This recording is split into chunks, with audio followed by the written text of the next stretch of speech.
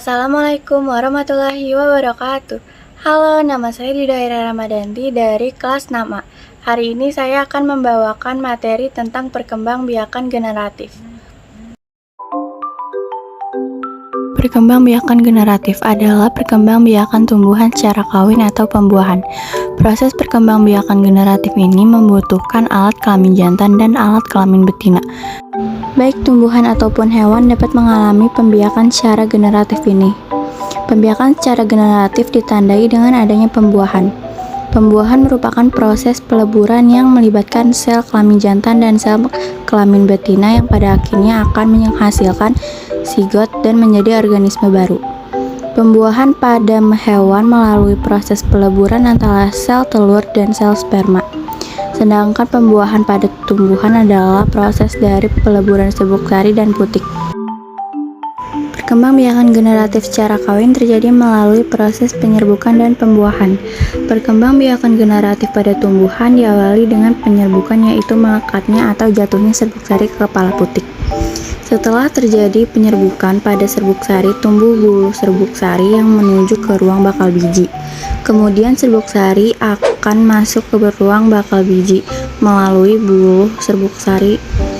Di dalam ruang bakal biji terjadi pembuahan, yaitu peleburan serbuk sari, sel kelamin jantan atau spermatozoid dengan kepala putik. Sel kelamin betina atau sel telur, hasil dari pembuahan adalah sigot.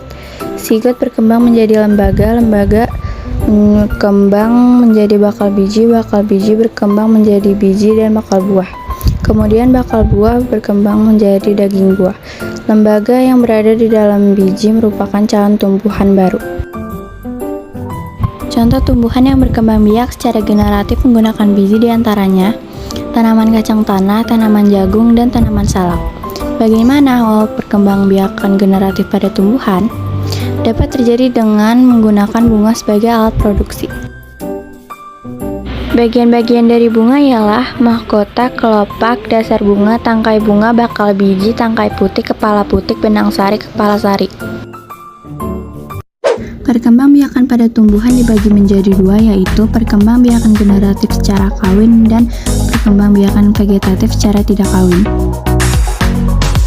Berikut ini adalah macam-macam penyerbukan. Penyerbukan sendiri, penyerbukan tetangga, penyerbukan silang, dan penyerbukan bastar. Berikut ini adalah hewan yang biasa membantu proses penyerbukan bunga, yaitu kupu-kupu, lebah, serangga, burung, dan siput. Apa saja tumbuhan yang mengalami perkembangbiakan generatif? Bunga pacar air, tanaman vanili, bunga anggrek, tanaman mangga, dan tanaman salak. Manfaat-manfaat perkembangbiakan generatif ialah tanaman yang dihasilkan memiliki perakaran yang kuat, biaya yang relatif murah, umur tanaman akan lebih lama, dan dapat menghasilkan varietas-varietas baru, misalnya dengan cara menghilangkan. Sekian dari saya. Wassalamualaikum warahmatullahi wabarakatuh. Terima kasih.